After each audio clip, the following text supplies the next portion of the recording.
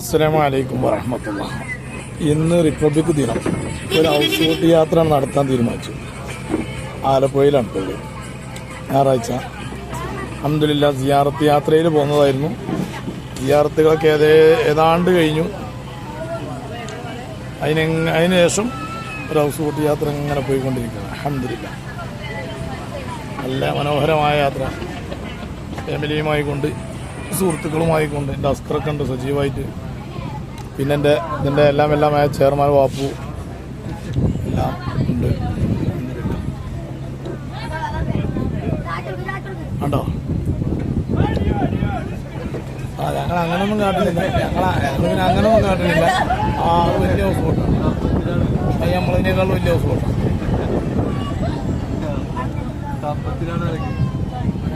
ഒഴിവിട്ടുമ്പോൾ ഇങ്ങനെയൊക്കെ ആളുകളൊക്കെ ഒന്ന് ടൂർ പോകണമൊക്കെ നല്ലതാണ് കേട്ടോ.